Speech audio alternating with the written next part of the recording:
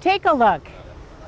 I have a tool that every naturalist, every person out in the field should have, in my opinion, to enter new worlds of discovery.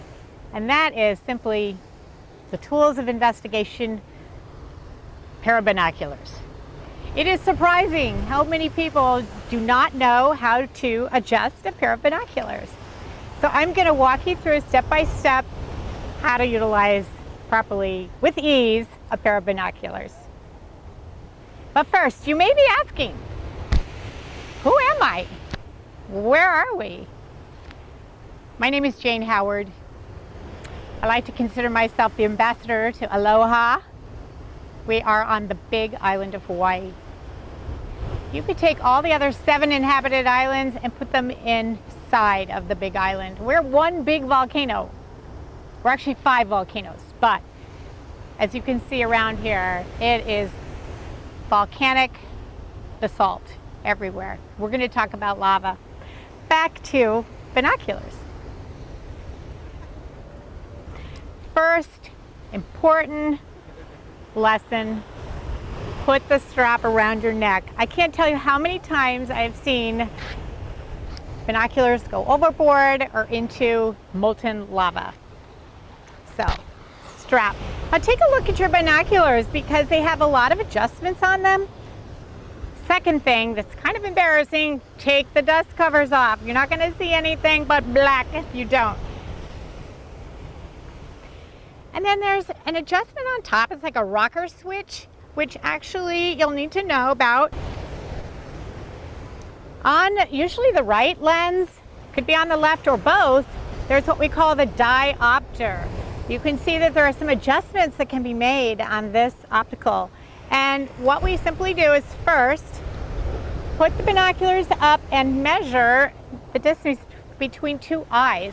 And you can kind of, as you see, lessen or greater span between your eyes. So that's the first adjustment. The second adjustment, you're going to use this diopter.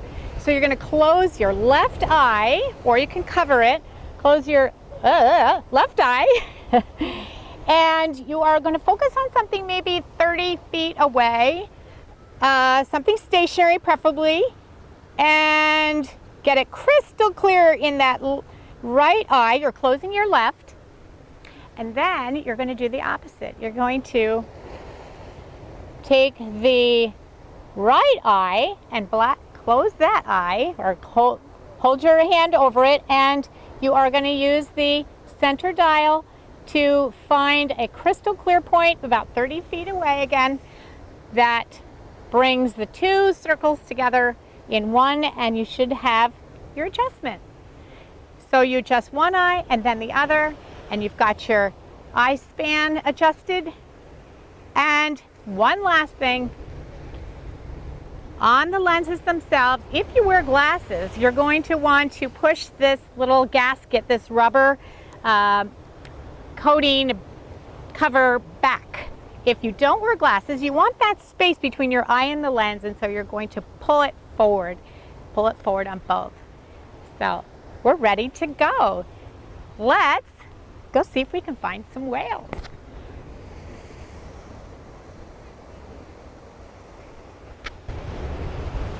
So what are we looking for when we look out here and look for whales? We're primarily looking for humpback whales.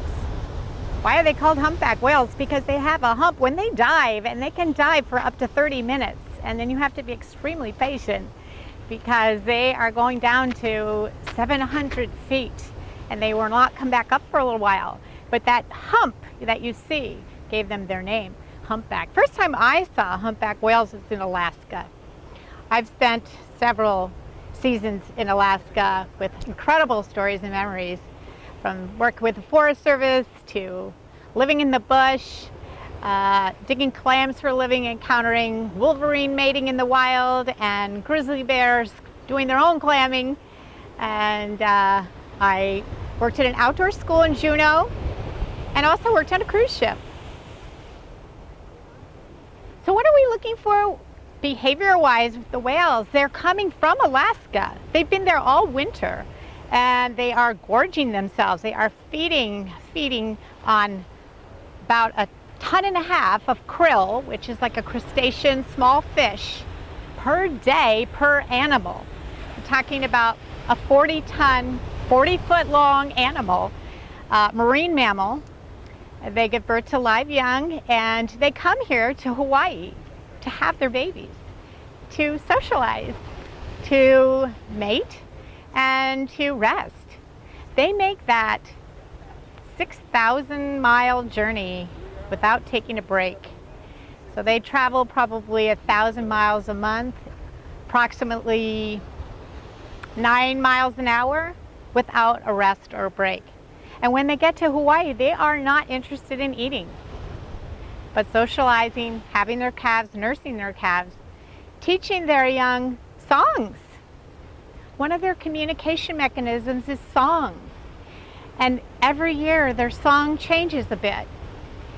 And it's fascinating. No one really knows the secret of the humpback song. Another thing you might spot with your binoculars are a spy hop. A spy hop is just poking the head out, looking around 360, especially the little ones, the calves, are very curious and looking around. That's called spy hopping. You might also see tail lobbing. They have a bony peduncle, it's called, the stem of their tail, and then a huge tail called a fluke that, by the way, you can identify individuals by their markings on these flukes. But they'll slap that fluke down on the water and just create a ruckus. Who knows? Maybe they're knocking sea lice or annoying barnacles off their skin. Or maybe they're just having fun and celebrating the birth of a new calf. Every 2 to 3 years, they'll have a new calf. You might see tail lopping, I mentioned. You might see, oh my goodness, they are called also, besides the humpback, the nickname is the winged whale, because their pectoral fin is over 15 feet long. That's 1/3 of their body. And they take this big arm or big wing and slap it down on the water, creating a huge splash. Again, no one really knows why, but it's just fascinating to watch and ponder and ask questions and continue to do the research. What else might you see? Oh my goodness. People have actually gotten up so close. Oftentimes humpback whales will come and rub against the boats, bring the calf up to show the boat and the people on board the calf. So these are the things that you can see in Hawaii from maybe January by the time they arrive. This year they were late because the water was warmer than usual. Maybe there was extra feeding opportunities in Alaska. No one really knows. But they're here for about 5 months, which is about the same amount of time that they will nurse their calf. So it's fascinating to learn about the life cycle and the behavior of the humpback whale. And with our tools, now that we have them adjusted properly, that opens up a whole window of discovery for us. See this yellow line? This is the length, 15 feet, of an adult pectoral fin of a humpback whale.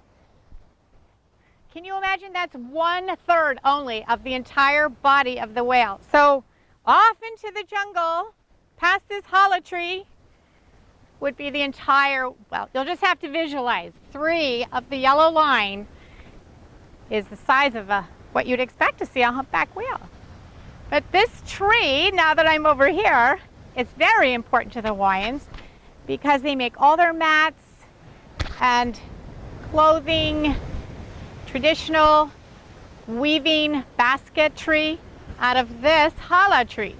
They make the lahala mats.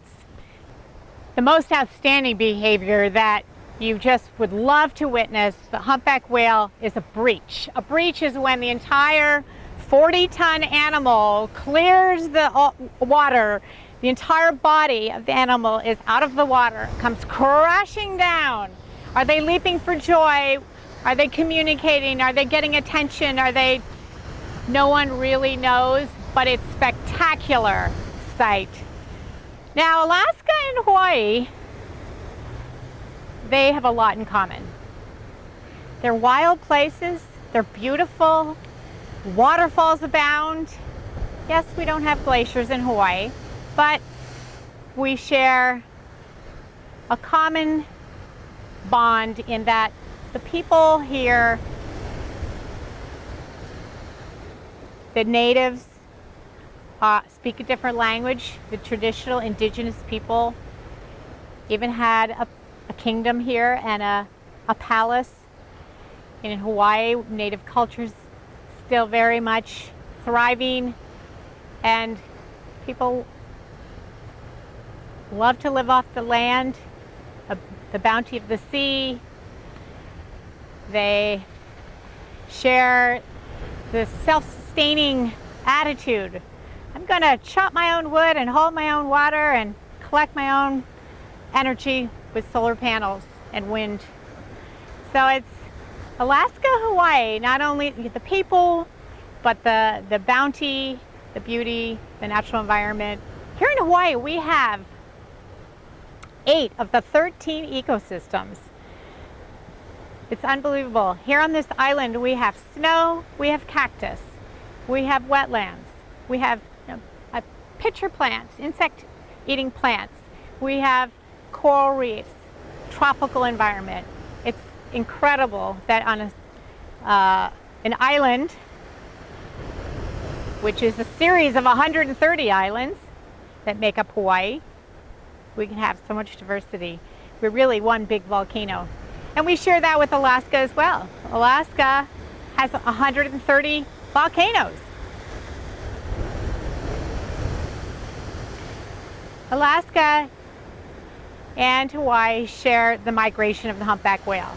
They also share the migration of multiple shorebirds.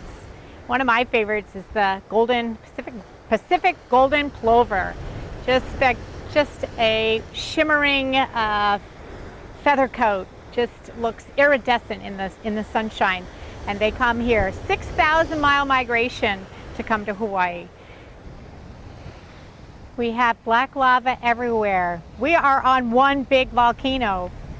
Actually, Kilauea, which means sputtering and spewing, was the volcano that Pele, the goddess of fire, decided to have a little eruption. So we had this slow-moving, oozing, lapahoihoi, ropey, gooey lava threatening our little town of Pahoa. That's where I live. And population about 950 people. Very exciting because from one day to the next we had no idea. In fact, Obama had declared it a national disaster as well. And the National Guard came, and it was very interesting to see some people evacuated and just moved, left their homes. Other people decided to build berms around their houses so that they could divert the lava flow should it come their direction. The utilities even went so far as to stack up rocks 10, 20 feet high around utility poles to save them from being burned. And in the end, Pele, she got tired and she decided, just gonna stop just feet from a major highway that would have cut off the whole peninsula of Puna. So it was a very interesting, only like 1 year ago, adventure to be witnessed, to be part of the growth of an island. And services had shut down, and now people are rebuilding. Sense of community is strengthened. It was an interesting experience to be part of. I wanted to introduce you to the largest fruit in the world. This is a jackfruit. It's extremely heavy. You would not want it to fall on your car. It would cause, this is a baby. Did I say that? We have so many wild edibles here in Hawaii, and just like Alaska as well. In fact, next time I'll introduce you to ethnobotany, all the plants that we can eat, wild edibles. Alaska has a very special place in my heart. I love sharing nature, the incredible wildlife of Alaska with people. In fact, there's more wildlife than people in Alaska. There are more mountains than there are buildings. And there are more glaciers than there are stoplights.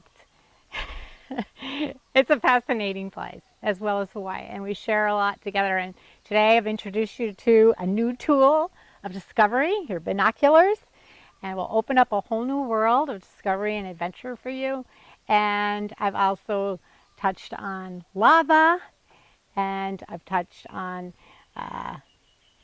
the whales.